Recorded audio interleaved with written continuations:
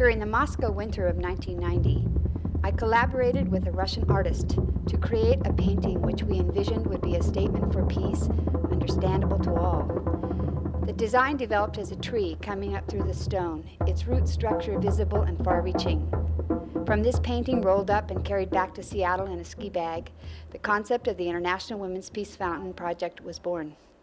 In more than 30 countries, women continue to build temporary or permanent structures where they are documenting themselves, telling of their experiences, and making statements of commitment toward peace. They are bringing water from their homes to pour together on a small tree, a plant, stones, and rubble. The water symbolizes tears shed as a result of violence and war. It also celebrates life and our connection with each other, about life prevailing and breaking the stones of silence and fear. In Bosnia-Herzegovina and Croatia, 3 film crews recorded women participating in these fountain ceremonies during May, June, and December of '95.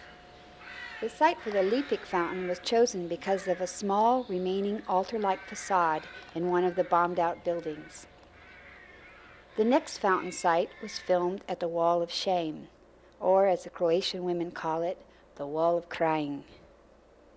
This is the Wall of Cry, made by women who lost your nearest people, your dearest in this cruel war. Each brick is a single person, which reminds all of us on these people who are missed or killed in this war. The red ones are for the missed peoples and black ones are for the killed people. This wall is also to remind the whole international community to the severe things which happened in our country.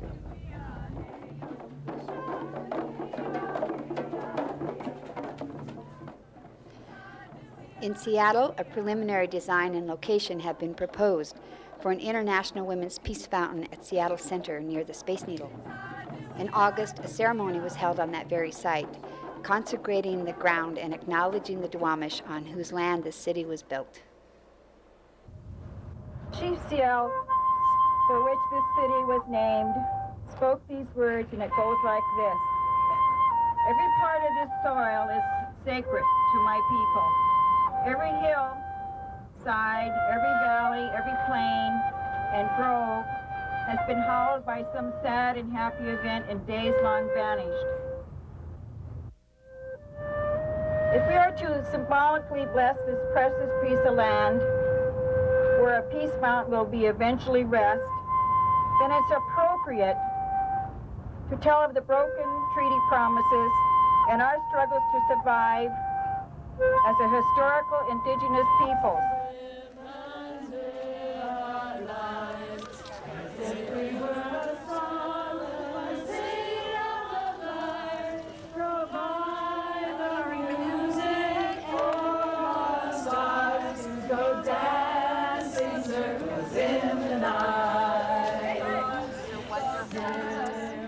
For that ceremony, the fountain was made of large fiberglass stones and small rocks from around the city. Through the cracks grew a live tree, symbolic for life. About 200 women and men participated. It was a moment of truth.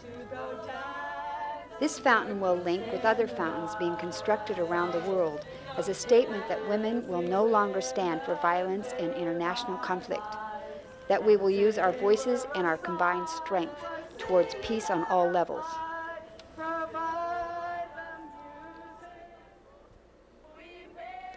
These same stones were carried to China a few days later on our backs like great turtle shells. At the NGO Forum, we built a ceremonial site around a small tree, constructing a fountain from these fabricated stones and rocks, crystals, and Chinese water, as well as from bottles and jars of water brought to China in suitcases. Our most unusual fountain was built at the older women's tent. A high curb had prevented women in wheelchairs from entering. To meet the challenge of the moment, the women built a ramp, literally by hand, carrying mud, rocks, and bricks in garbage can lids. Spontaneously, the ramp became the site for a women's peace fountain ceremony. The metaphor for connection and bridging had become the reality. For 3 days in a sideways rain, we filmed women from around the world. We were undaunted. Our videographer settled into the mud at close range, and when the drops rolled down her lens, it seemed like art. And so we're making a documentary of women of the world speaking for peace, and for the fact that we share our common life. Okay. And if you would like to speak. Sure. 68% of the women in Rwanda are now women widows. And you can't want other nations to experience what you've gone through. And I think it all depends on how we strategize today to see that we preempt it. What has happened in Rwanda can happen to other countries. So it's not a national issue today. It's a regional concern. It's international concern. On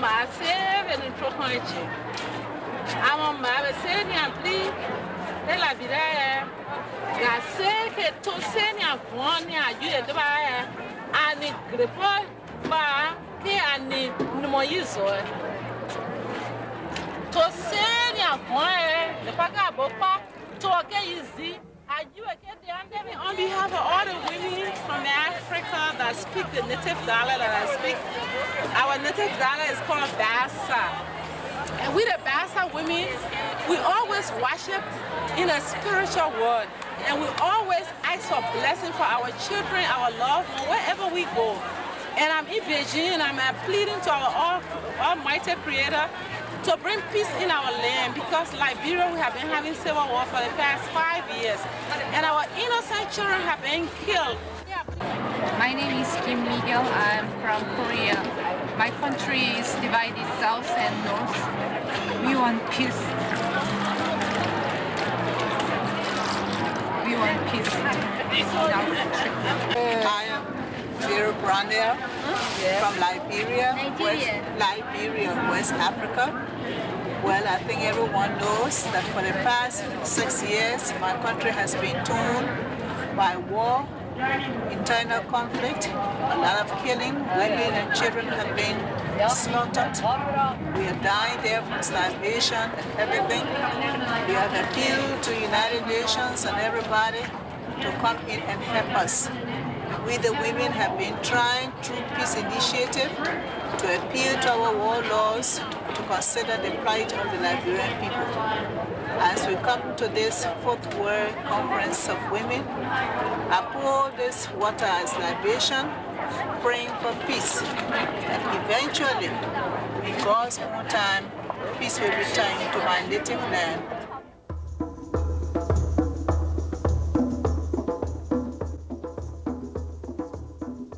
I'm Jewish, and this is the 50th anniversary of the end of the camps, as well as the 50th anniversary of the end of the war. And I'm a victim and I'm an oppressor, and I don't want there to be any more of either. I'm a Somali from Somaliland. And my country has been totally destroyed by airplanes, by guns. My children have been killed. My women have been raped. All in the name of political power. I think the true power is peace. The people of Somaliland pray that no one else, and no other people, and no other land will know the destruction that its people have known. Peace to everyone, and particularly peace and security for women and children. For everybody on the earth, for Bosnia, Herzegovina, Rwanda, Somalia, Azerbaijan, each country where we watch the war. Yes. Azerbaijan. Yes, and we want to be peace, stable peace. God bless our children. God bless all the women, Christian, Judaism, Muslims. God bless all our posteriors, for only for peace, not war. And as you all know, that women were not in decision-making processes making war, and unfortunately, they're not counted to be one in peace processes. And why we came here as women from all the countries from former Yugoslavia. Now we call ourselves like former sisters, and we do not want that war separate us as it separate the country. This war is not about nationalism. I'm from a mixed family, and finally I've decided that my nationality is just to be a woman. As the UN conference wound down in Beijing, we left the fiberglass stones with a young Chinese woman whose name meant silence, and who had taken a new name at the site of the fountain ceremony. Her new name was Thunder. Thunder agreed to take the stones to the All China Women's Federation toward their becoming a traveling symbol for women's rituals in China.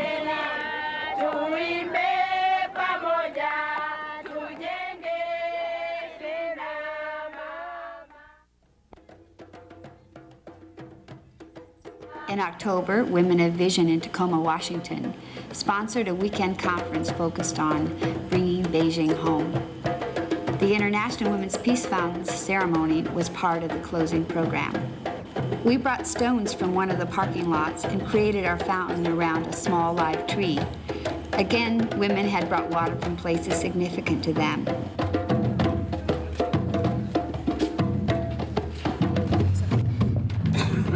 The truth is, today, my soul has enlarged. My truth is that groups like this, and like the ones that went to China, are helping to develop a language that identify some of the oppressions, even the atrocities that women face. But then we're also reaching for solutions and starting to identify some very powerful solutions. So I bring water from Olala Creek, which I also took to China, to show that I always bring back my truths to my neighborhood, no matter how difficult. I will be your witness. And I am so glad you're here, because I don't feel as alone as I do sometimes. New Year's Eve in Sarajevo. These hills where I've heard the mortars and the shooting so often are silent today. Although there's no heat, no water, and very little gas in this home where I'm staying, because the occupied side of the city has turned it off. This is a collection of things that have landed in this yard, on this house, on this family. Things that, thank God, did not kill people, but could have. The Women's Peace Fountains bring that message around the world. In Sarajevo, as tanks rolled by outside, women leaders met to begin a fresh dialogue on ways to unite the peoples toward peace. I'm speaking not only for myself, but for President Clinton and for Hillary Rodham Clinton, and knowing that it is the women of the world who will bring peace to the world.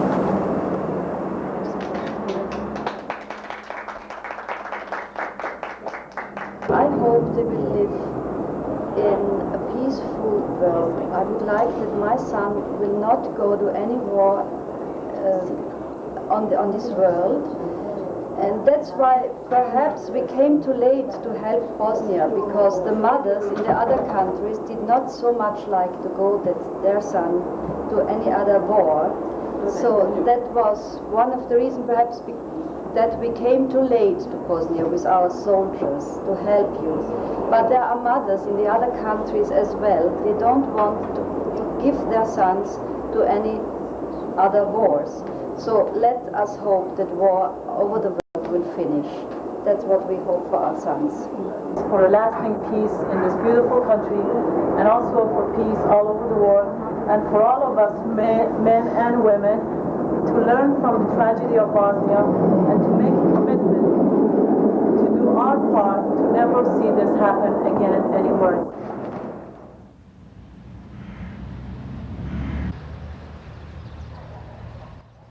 During 1995, women built and documented these fountains in many other countries, including Nepal, Tibet, Azerbaijan, Nigeria, Kenya, Ghana, Cameroon, Argentina, India, Switzerland, Suriname, England, France, and in cities and towns across the United States. In Wairau, Japanese women poured water and spoke of Hiroshima and Nagasaki. They reminded us that the last memories many survivors have of their children is of their crying for water. Whether these structures are permanent and plumbed or temporary and a site for brief ceremony, we call them all fountains. The first definition of the word fountain is that it is a life source. This is the central theme of this project, that our lives and our roots are connected, that efforts to understand our differences and resolve our conflicts be undertaken with compassion and with dignity. The International Women's Peace Fountains project is now moving to a new phase, that of permanent constructions and the creation of an international documentary. The fountains and the process of building them will add to our understanding of concerns and peace efforts at home and around the world, offering a physical experience to us and to our children and an entry point for many toward healthy dialogue and conflict resolution skills. These fountains are a tangible and powerful statement that as women we will join with men in partnership toward peacemaking on all levels, that we will raise awareness toward women being fairly represented internationally during all military decisions and peace negotiations.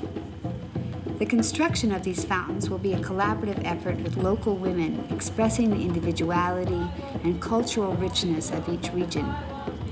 The International Women's Peace Fountains project is now grounded and ready for funding. It is important that this work go forward as a demonstration that our commitment to peace is carved in stone.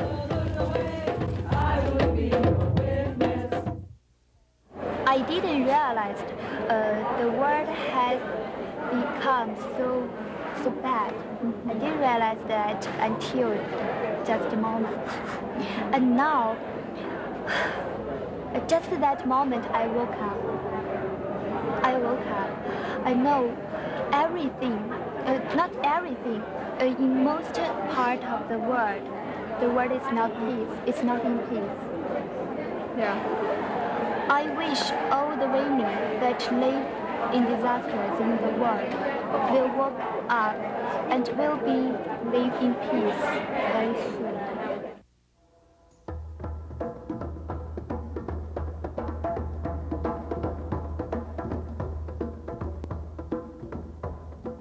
I won't keep my eyes closed. I won't keep my mouth shut.